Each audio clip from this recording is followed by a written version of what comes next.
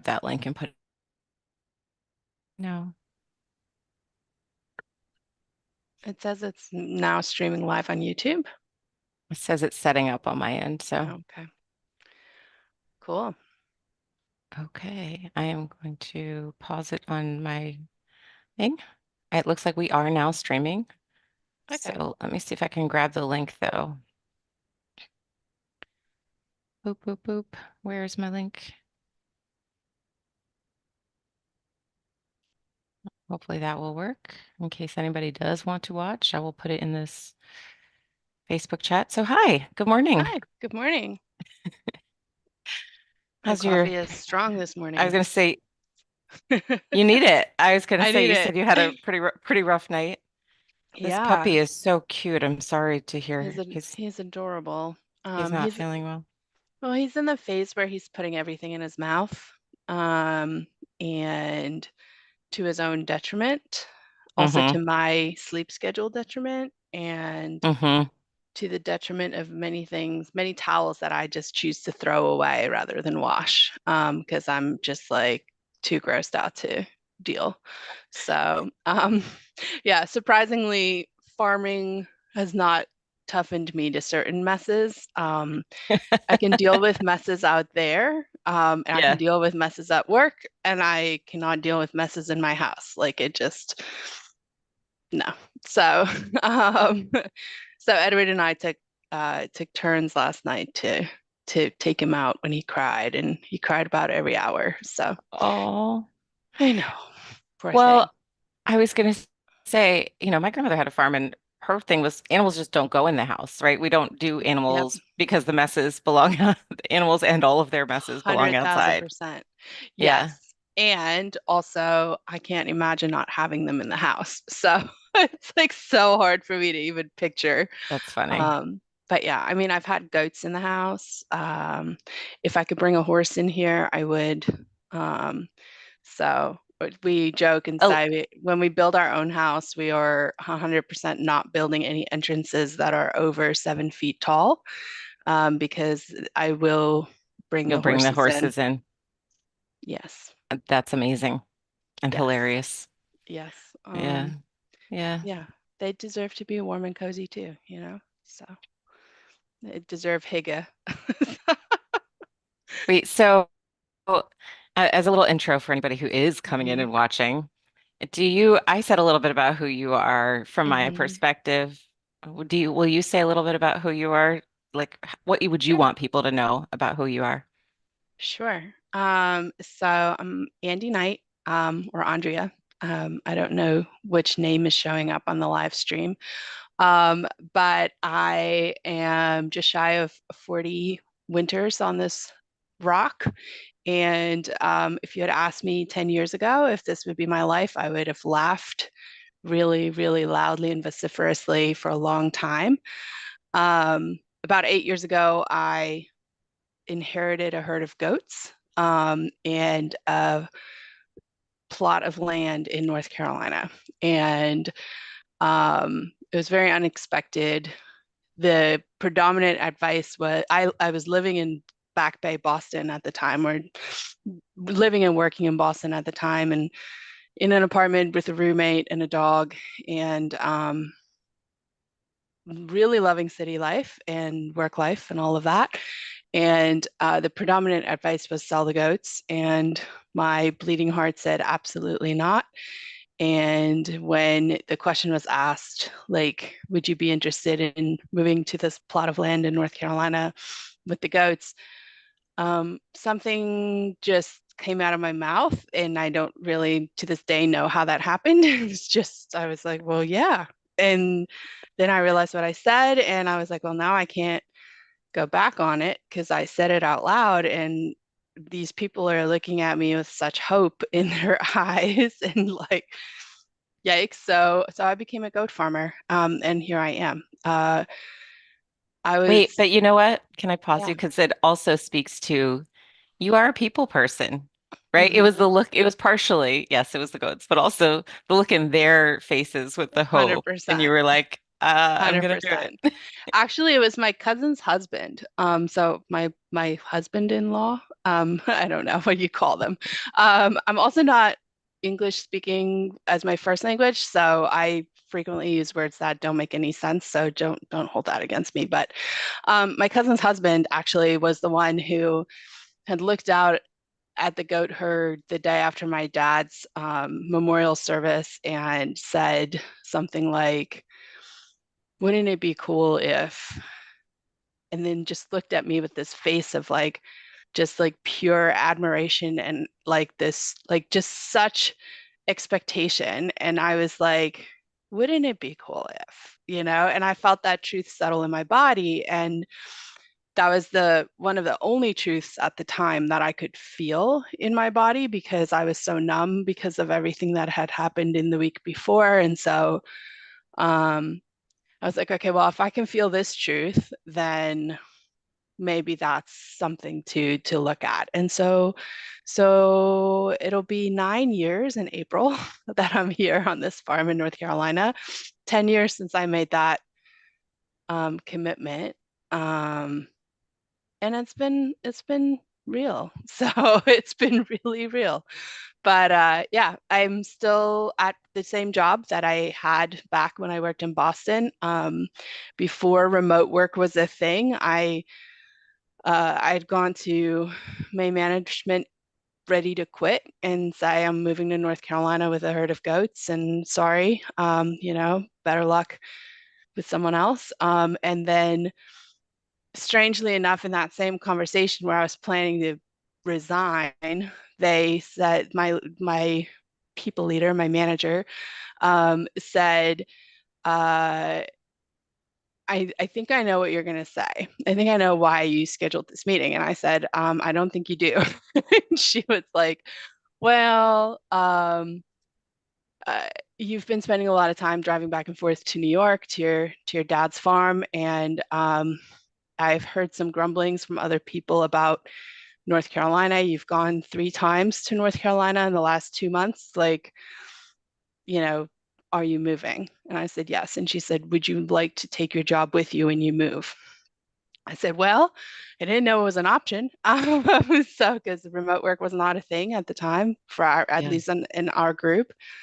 I said, absolutely, I do. And she said, is there internet there? And I said, well, I don't know, but I'll find out. And I'll figure out a way to have internet there. Funny enough, there wasn't internet there. And the only option was $300 a month worth of really slow satellite internet. So we did that for a few years. That was real. Um, but here we are, 8 years into the thing, doing both, Wow. doing Wow. both. So Good that's a little work. bit of who I am. Yeah. So Yeah. Yeah. I'm here leading this team and also leading this team of horses and goats. So actually, they're Yeah. probably leading me. So more Which so than one? me. Mostly, I don't know. They all kind of like have their own leadership capabilities, but the horses are probably leading me at this point. So Hmm. yeah, And the people? I think through me, the horses are leading the people too. Oh, So interesting.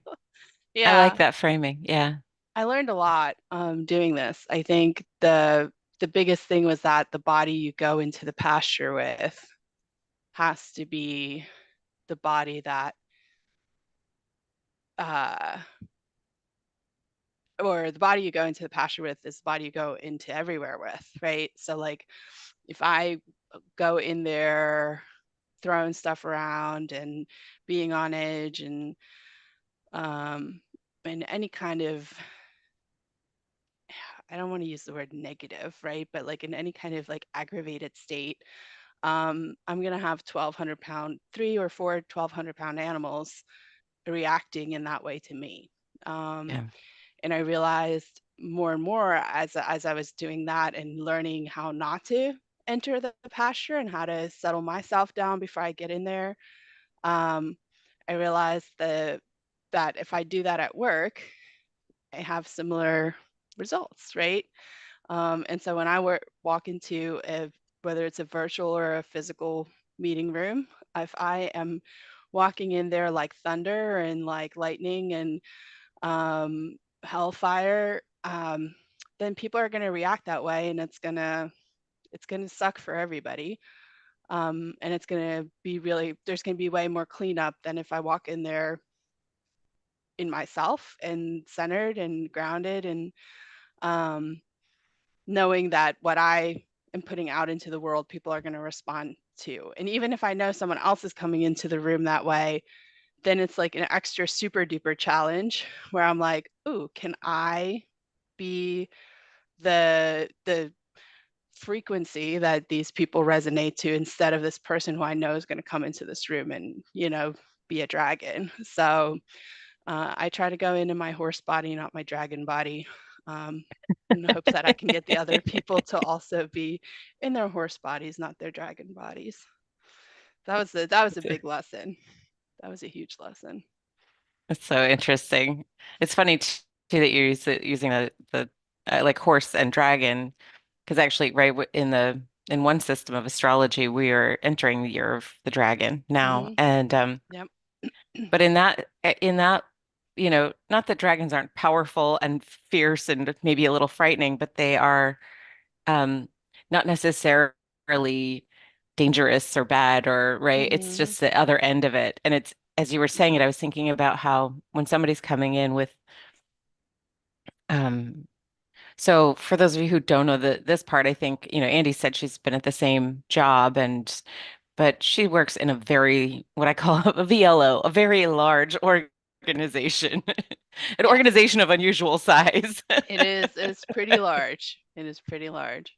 Um, and how like that that like being able to be that frequency that people can attune to in a space requires you to not just be calm but actually be potently calm in a way that is a support to like maybe helping a dragon figure out what it was trying to breathe Mhm. fire for in the first place.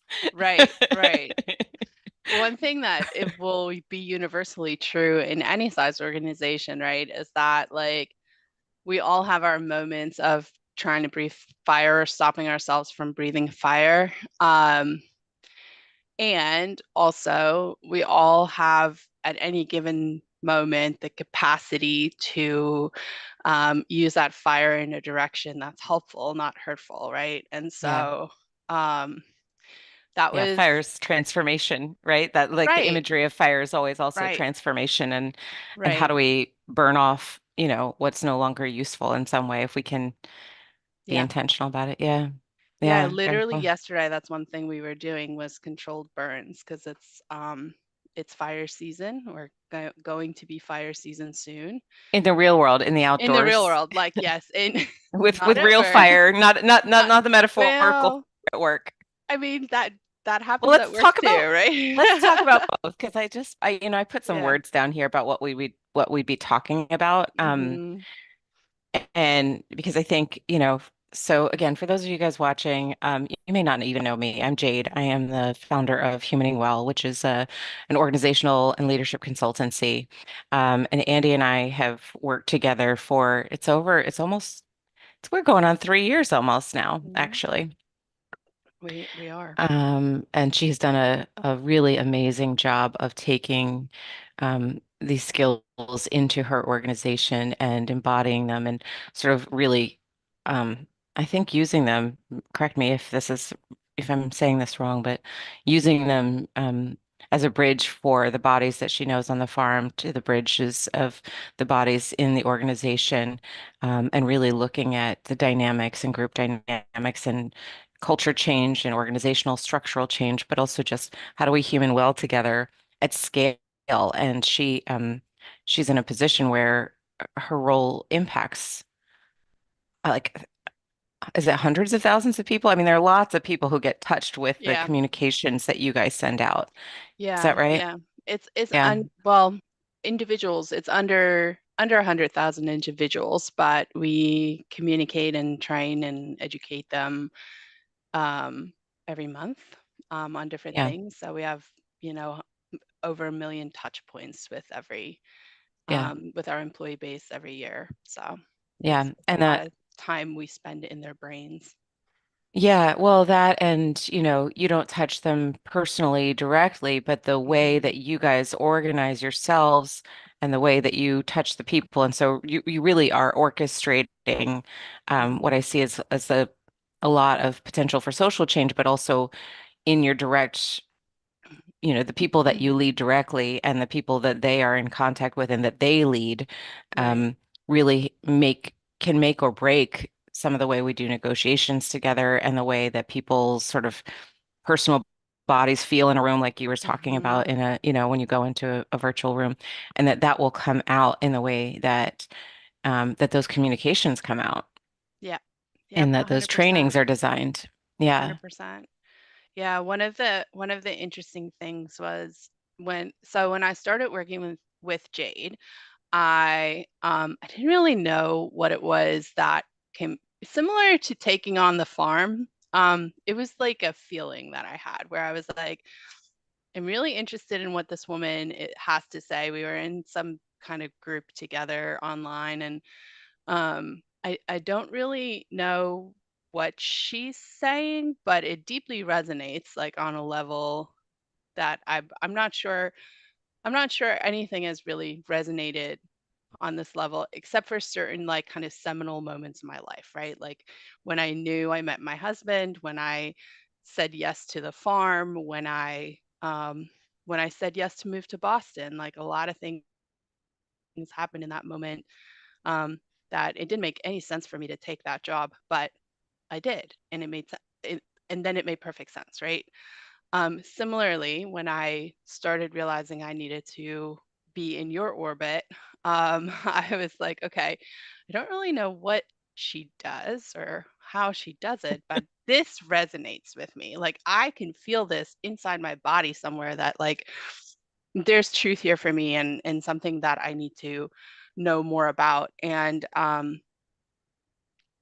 it's interesting because at the time I didn't realize like how it would be applicable to me in a role where in this very large organization impacting 50,000 plus people, um, or working with 50,000 plus people, um, in a very kind of traditional, very um, conservative even industry, right? Like and then like yeah, it's just it's very unlikely. It's a very unlikely place for this to like make sense, right? And um so but I was like this feeling that I've had it before. It's never steered me very wrong, so I'm gonna try this out. And the very first time I can remember um just like implementing and having someone respond to one of the skills, me using one of the skills was using request. And just like, it, I don't even remember quite how I did it, but that person like hit the pause button in our conversation and she said, "What did you just do?" And I was like, "What do you mean?" And she said, "Well, you're clearly asking for something, but you gave me a chance to accept, decline, or offer a different solution. And you said it in a way, and I said, "Oh, did I say counter offer?" And she was like, "Yes." She's like, "I'm a lawyer. Why did you use that language?" And I said, "I don't know. It's like something I learned from a coach." And she was like, "Oh." She's like, "No one's ever asked me to counteroffer in this kind of request." And I was like, "Well, maybe they should." And so then we started kind of playing with that back and forth. And it opened up this like really powerful dynamic of like she felt even as a very senior leader in this organization that she could a accept, decline, or counteroffer, which I think is they sometimes we don't realize that even the more senior we become in the herd order or in the in whatever organization that we're in, that we have that agency to still say like, no, I don't want to do it this way, but what about this, right? Because a lot of times I think we think that as we become more senior, we're going to have more ability to shape our experience. Um, but a lot of times it comes with expectations that shoehorns us into a certain set of like pre-made decisions, right? Yeah.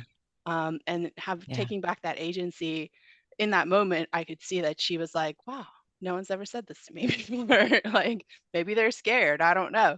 um, but we started kind of implementing that on our team, and so we have a version of that going even on my smaller team, that we do to this day.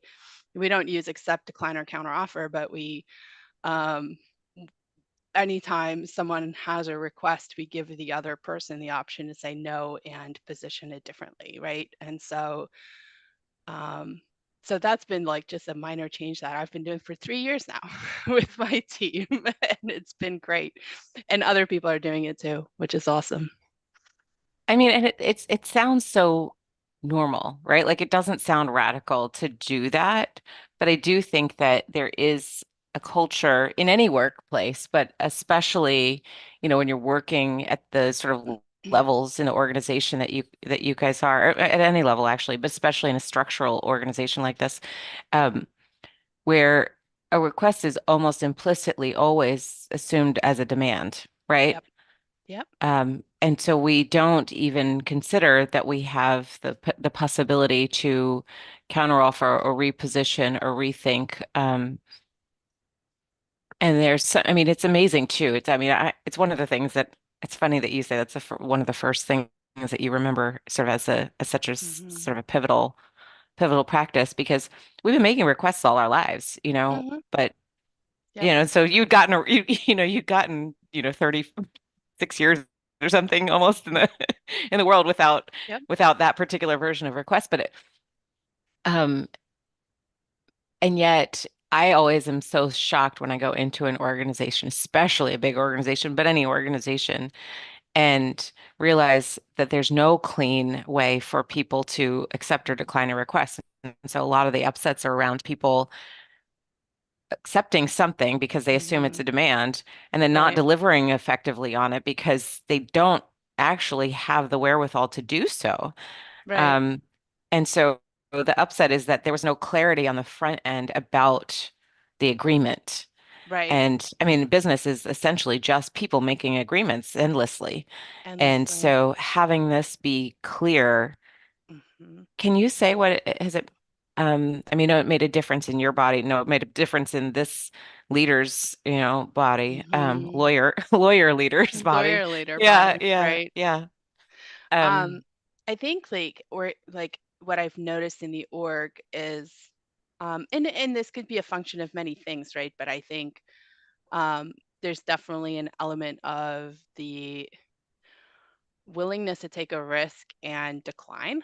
mm, Right? Like I think at all levels, right? So rather than, because I think you're so right. I think that implicit demand is, such a function of corporate culture, and it frankly, it's not great. Like it's not, and I mean, we see that in every level of our lives, not just at work, right? Like I think about parenting, right? When the baby cries, then that's an implicit demand. Like there's no real negotiating at that point. Like you have to get up and do something about it.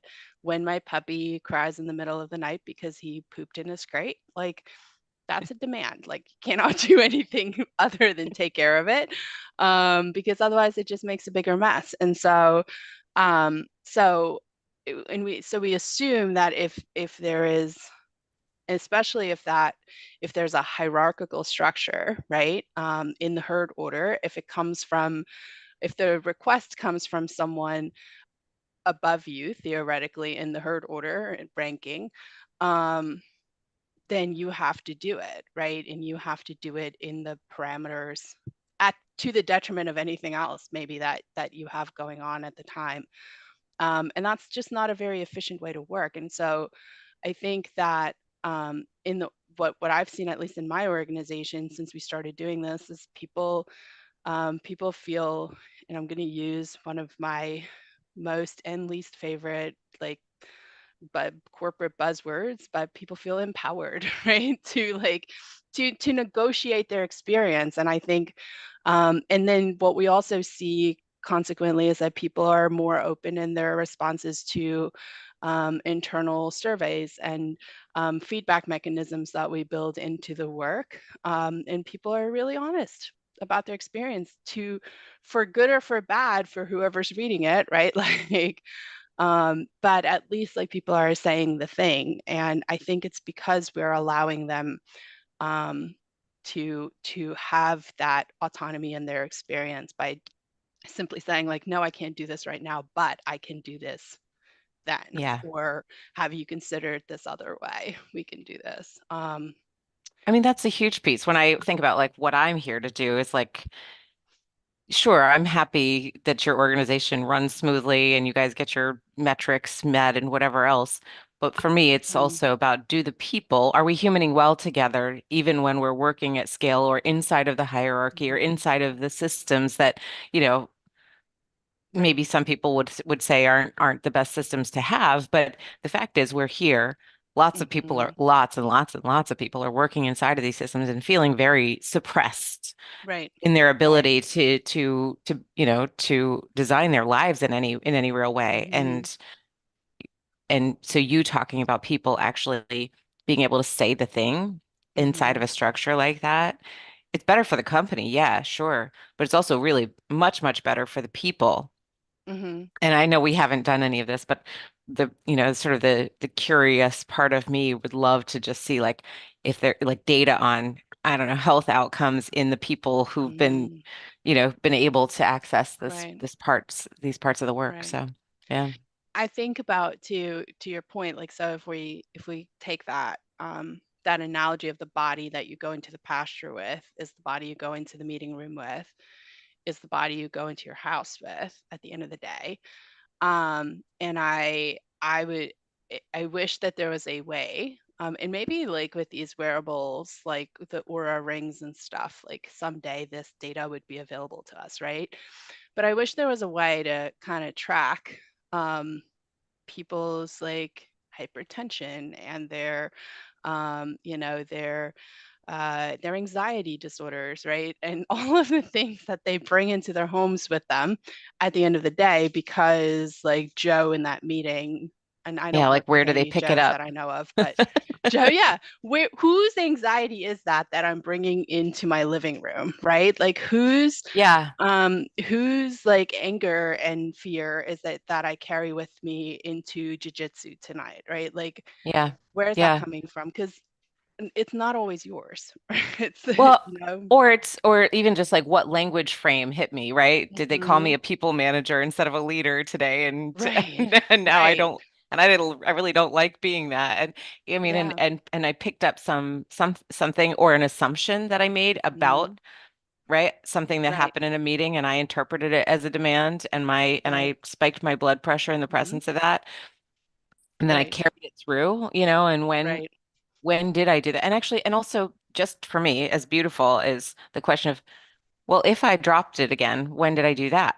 Was it in Right. conversation with a partner? Was it actually getting present with my kids? Was it, where in my life do I actually Mhm. already know the flip side of, oh, Mhm. okay, at least I have some agency somewhere. Right. Um, and then, my thing is like, well, and then the question is, where do I have agency to say, it's not necessarily the external circumstances that are causing that thing to Mhm. happen. It's my response to them. And then where do I have agency to say, well, that's useful response, maybe, Right. right? Right. Oh, I really dislike this structure. What is it about this framing in this meeting or the way, Joe was tense in his body? What is Right. it pointing to in terms of my value system? I don't want Joe to be tense because I know he's got four kids at home too, and he's going to take that home Mhm. to them, and I don't want to be responsible for that? Right. Right. Exactly. Um, and where then can I actually put it back in place and use that emotion effectively in the meeting to Mhm. say, okay, Joe, let's see how we can unhook Right. this issue, or can we reframe it, or can we do this in a way that it's not so costly here, Mhm. for you, for me, for everybody else who's gonna also leave the meeting like avoiding Joe and you for the rest of the Right. day, Right. right? That's exactly right. That's exactly right. And it is sometimes the rest of the week or the rest of the year, right? Like, and that's the part that then we see like 10 years down the line, you're in this job and you literally can't stand the idea of being in a room with anybody that you work with. And I mean, Yeah. not for Yeah. nothing, I've been there. Um, Yeah. I will happily say that I've turned that around, in the time that specifically in the time I've worked with you. Um, but also like I think we just all get to a point where we're tired of carrying all that stuff all the time. And like, you can't, it's not really living, is it? It's just surviving at that I think a point. lot of people feel that way. I mean, I think a lot of people Mm-hmm. feel that way. We see such an exodus of from corporate Mm-hmm. America, especially with women or people of color, people who just don't feel like they can express Right, themselves right. and especially the higher up they get in the organization and wondering whether or not it's worth it to do any of this. And from my perspective also, if I look at, that room where Mm-hmm. sorry for anybody named Joe, but like, Joe's got the anxiety now, you've got the Mm-hmm. anxiety, maybe everybody else has. But that inflammation, and it Mm-hmm. really, I'm not calling it that intentionally because it really is, Mm-hmm. that inflammatory response, when not dealt with at the source, becomes the social inflammatory response. Mm-hmm. And if we look at just at the, I often say leadership is public health. If we look at this landscape Yep. of what is in healthcare, a great majority of it is inflammatory disease. And then if we look at our land, right, we've got fire, like everything's out of balance. We've got fire and flooding. Mm-hmm. And the flip side of an inflammatory disease, even in a personal individual body, is the collapse, right? Burnout. Mm-hmm. When you have burnt all of the energy you had to be able to keep holding the anxiety and whatever else, you fall apart, right? You Right. have to sleep for, or you have depression, or you have the flip side of the Mm-hmm. suppression of the body's natural ability to move between those things and to sort of use it as power in some way or Mm-hmm. agency in some way. So, like Yeah. for me, this is also just like it's costly at the level of individual energy expenditure, right? How do Mm-hmm. we, I Right. feel this sensation. Well, that's Right. smart. It's your body pointing to Cool. something important. Yeah. Are you going to use it, or are you Are you just gonna going to stuff have it down? or is the Mm-hmm. inflammation, right? And then same way we do with, right, we suppress the symptoms. Are we going to take the corporate equivalent of an Advil and say, you know, um, Call the just employee assistance program, right? Like do, truly, yeah, truly, I mean, like, write a report or do something right. else rather than, sort of leaning into the inflammatory place, which is a healing Mm-hmm. mechanism. The inflammation is a healing mechanism, and to go Yeah. in and say, let's, y- let's work through this directly Right. so that we Right. don't create the same issue, because otherwise you have the same issue just pop up in some other place.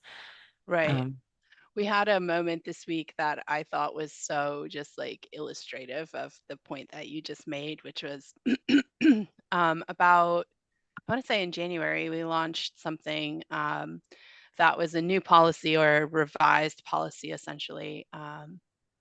And there was a misspelling in one of the things, and it's a pretty big deal because it's a country name that was misspelled, oh, and so all records, within this, all references within this document, that's publicly or within the company broadly available, right? Had oh, this it was misspelled in misspelling multiple places. Oh hundreds of shit. places in this thing. Um, I'm not laughing. And no, I mean, it happens, right? And somehow it was missed in all the QA, it was missed in all of the things, right? And I had a colleague return from leave, like from a short-term leave this week, and was looking at it and said, "Hey, this thing is misspelled." And oh, there was a comment on the like launch like announcement to this extent, and that was in January. So it was like over a month ago. Um, and when I brought it up to the person said, "Oh, I knew about it. I just haven't had a chance to deal with it." And so I had a choice in that moment because then my blood pressure immediately shot up. And I have this like sensation of it's always a rise, right? Like it's always a rise in my body. Some people have a maybe have a shrinking sensation, like a drop. For me, it's always like I'm ready. I'm in go mode when that kind of thing comes up. Because to me, like it was a little bit disrespectful, right? Because we tout inclusion and diversity and then we misspell a whole country, right? Like, no, Yeah. that's not how that works. And we know Yeah. about it and we don't fix it, like two kind of glaring issues, right? Um, and so I was immediately, I was like, I found myself going to click on the manager of this person's or the people leader of this person's name in my chat, and I was going to say, hey, did you know, like this thing? And then I said, wait a second. Someone came to me with this that they noticed, and it was their concern. And they should be the one to practice their agency and close the loop on this. Like, because I'm sure that person felt some kind of rise or drop in the moment as well. And we know from just how our bodies work that those hormones that started cycling as a result of this experience need some outlet, right? And there needs to be some closing of that loop. So I'm going to allow this person to be the one, I'm going to encourage this person to be the one to like raise their hand and say, hey, like we noticed this, and this was the response. So kind of coach them through how to say this to this person's manager, and the issue was resolved within 2 hours, right, of it coming up, which was great, right? Great. Yeah. It should have been resolved 28 days ago, right, when this thing Yeah. first Yeah. came up and when someone raised it. Um, but I noticed the kind of like learning here for me is that you know, in the moment, my instinct was to fire on all cylinders and go at this person's manager and just like, kind of flip tables and do all the punk rock things that I enjoy doing. And then the leadership, the self leadership there for me was to step back and say, like, this is while there are things here that I can discuss with this person's leader at another time, right, about how this was approached, like this is really this other person's thing to bring to them because they noticed it and they need to close the loop in their body too. And I think if we can, Mm. as leaders Hmm. or as influencers in the world, give people a chance to close the loop in their own bodies, we will work on that inflammation so much more because we won't just have this like storming of Thank you. hormones all of the time anymore, right? Thank you. Um, yeah. It's so it's so important what you're saying here. I am sorry, I got like a little almost like weepy here. It's It's really, okay. really potent because you're pointing to something like I have a consulting client who's a consultant who uses these skills and takes them into organizations, but she's newer at doing it. And she was writing a proposal and talking about, working with the team and, should she be building in time to be navigating conflict between team Mm-hmm. members and whatever else. And you're pointing to one of the reasons, and that's why I work with you. I work with the individual leader Mm-hmm. to implement in their teams because this is actually where the ripple effect leadership Mm-hmm. happens, right? Where it is the leadership itself becomes contagious because Yes. you actually hand it back and you say, oh, wait, I got infected Mm-hmm. here Yep. and I was going to deal with it. I was going to solve it as though, Yep. but actually, the gift here is for me to remember that wasn't actually m mine. And you do need that is your closure to have. It's not mine Mm-hmm. to do for you because Right. that takes the agency. Right. Um, Right. And I think, I just keep thinking like, what if all of our 3-year-olds, right, Right. were Right. were had the agency to say, I mean, thankfully, I think we see some people sort of doing some like helping 3-year-olds say to people in positions that might be considered power, like, hey, this hurt.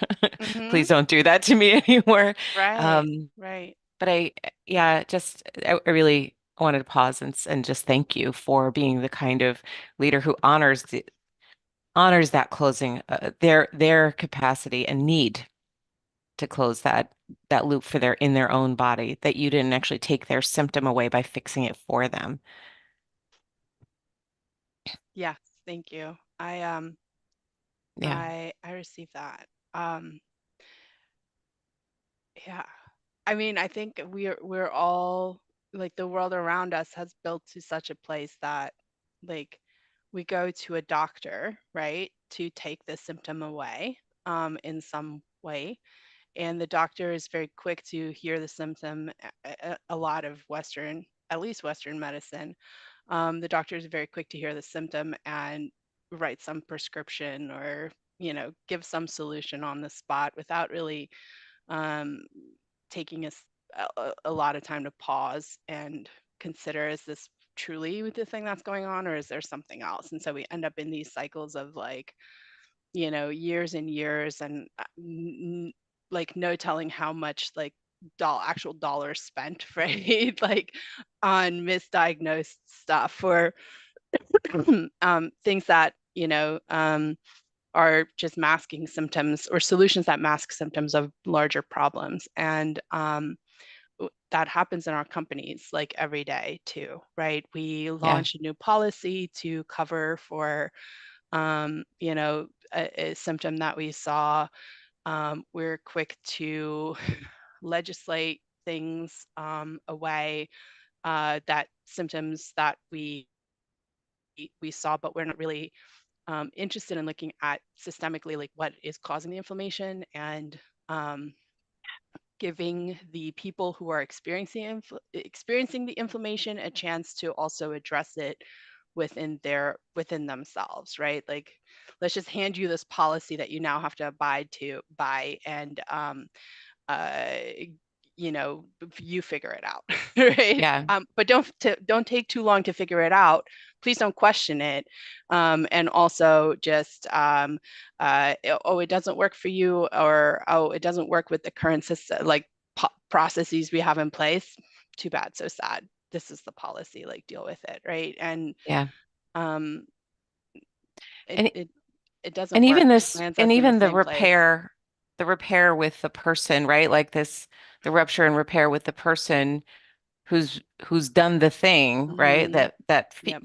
That is the root of that Yep. inflammatory response. Is like, well, is this a value in the company that needs to be addressed? Right. Can we address it directly? Right. And then can we just check and see, is this happening systemically? Is this happening Hmm. just here or is this happening elsewhere?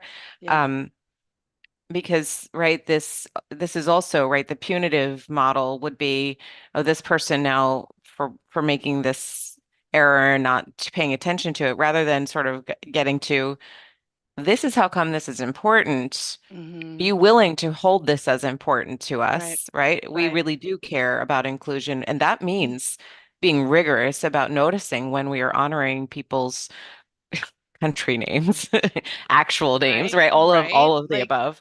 right.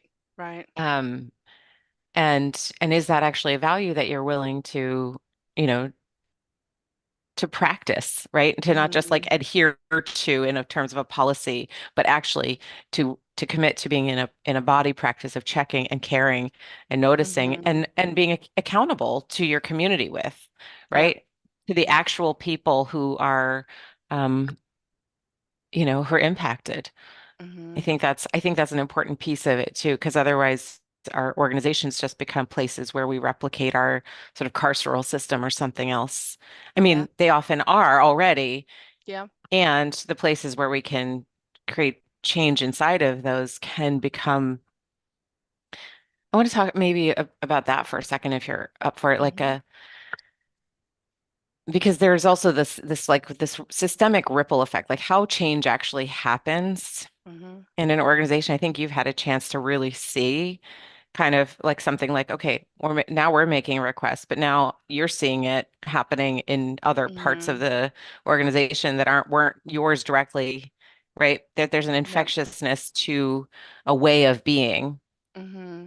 that when somebody picks up, oh, and has a coach. I mean, like not necessarily like on their own feels empowered to say the thing to somebody in a Right. position of power, but actually has somebody a trust some trusted community to help them say like, how can I do that Mm-hmm. in a way that is nourishing and effective. Um, but once that person begins to do that, right, and other people, and I want to be careful here too, because it's not like it's on the person who's hurt to do the changing, but there's a chance there for Mm-hmm. the person who's done the hurting also, Right. if that's the model, right? If that's even the model, Right. somebody's being how they're being, and another person's, you know, body feels a way about how that is, and Mm-hmm. then what does that mean, and how do we get to it? Um, but recognizing that connection is really important because the per people who are hurting people are also, in their own right, like oblivious. They're wandering through the world oblivious to it in some Mm-hmm. ways, often. Um, Yeah. and that's I, right. So this ripple effect is part of their healing too, right? Because their yeah. disconnection from having that sensation in the presence of that is also a systemic illness in a way. 100%. Actually, 1,000%. I would underscore that multiple times. Um, I think we often, especially in large corporate bodies, whether it's governments or um, companies or schools or whatever, right? We forget that like transformation happens like in concentric circles, right? So like it starts, someone has the idea to that something needs to change. And so um, they sit with that, they marinate in it, they work it all out in their mind, in their experience, and then bring it to a larger group, right?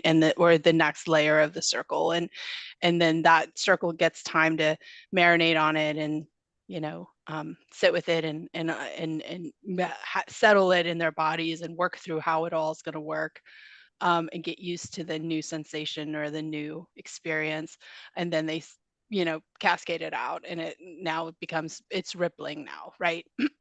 And what we often forget is that by the time the transformation gets to the front lines, or the folks who are doing the work day by day, and who are often the largest group, right, within the organization, um, the folks who figured out the transformation have already had months and months and months, maybe even years, to work through the new sensations, work through the new cascades and like of hormones and all the things that happen in their bodies, right? So Hmm. that so then they almost like rush the rest of the work to like to get there, right? Like, why aren't you Hmm. excited about this? Why aren't you hopeful about this? Why aren't you ready for this, right? But they haven't had as much time as you did with the change. And so we need to bring them on and give them that time to actually be in their body with it, rather than expecting they just fall into place. And then often what happens is um, we expect them to fall into step with what we put out there, and then we punish them for not doing it Yeah. right away.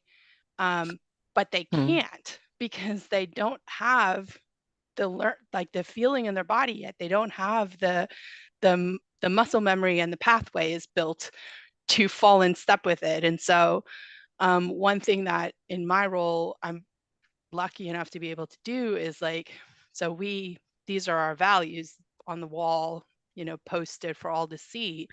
I get to take those values and make them real in a way for employees, where they can resonate with, and they can see themselves in the experience of in the living of the values, right? In the actual, like, how does this translate in my day to day, no matter what the grayest of gray areas, how can I apply these values and live these values?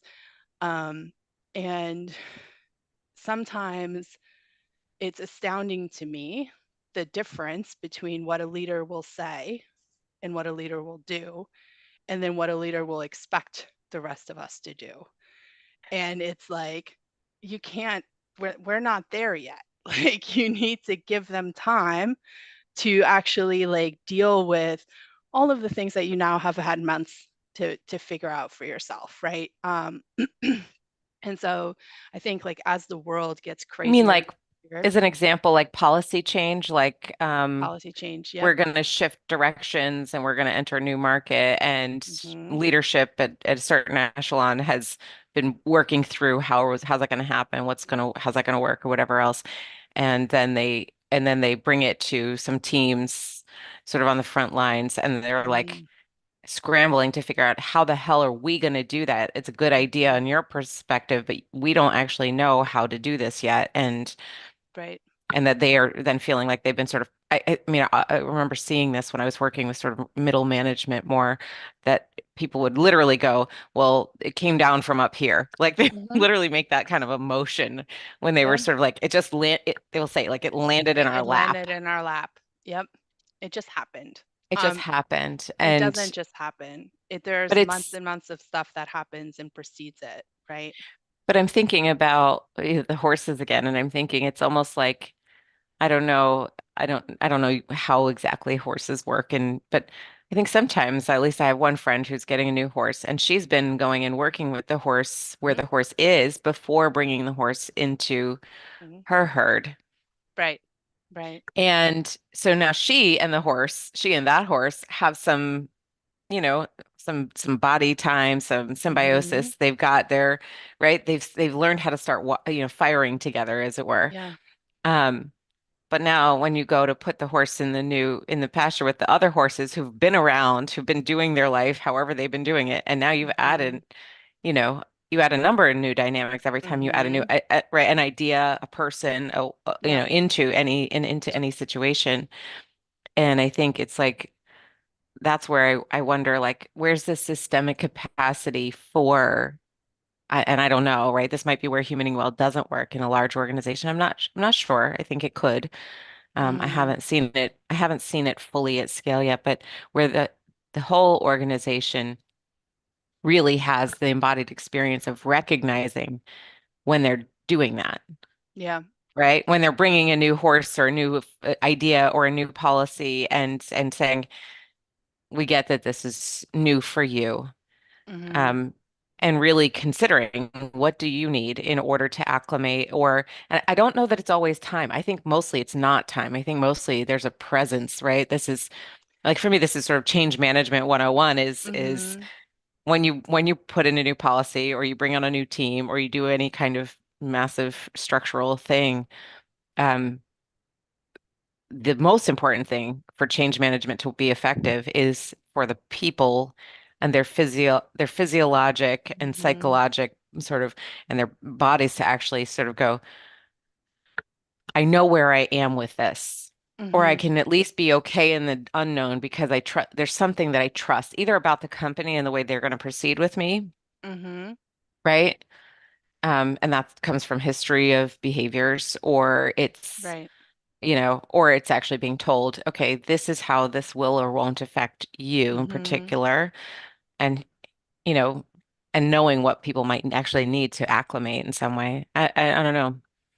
Yeah, um I think you're absolutely right in the sense that it's a presence, right? It's like being knowing that it's okay to um allow yourself to feel the thing in your body, right? Like and to because I think about this too, like even especially when um I was still in an office 5 days a week, right?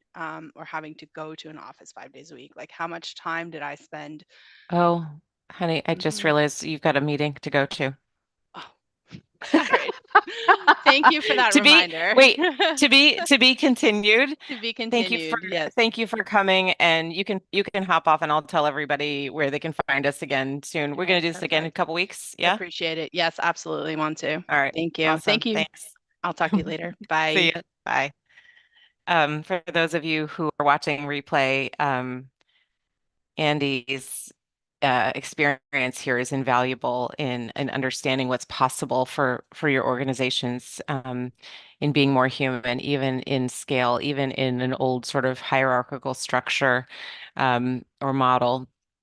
And there's capacity, right, for designing some new models in here, but we're going to keep doing this. Andy and I have been doing a call like this, weekly or semi-weekly, um, for the past few years. And, sometimes it's coaching or whatever else, sometimes it's a little more personal, but we recognize that the experience that she has, most people in leadership roles like that are isolated kind of on a mountaintop and don't necessarily get a chance to communicate with each other so much about what it is to be in those roles um, and how it can be, um, not just sort of burnout and configuration, but can actually be empowering for themselves and each other. So we'll be back here, and also we'd like to invite any other people who may be in leadership or executive roles. You don't have to share anything about your specific organization.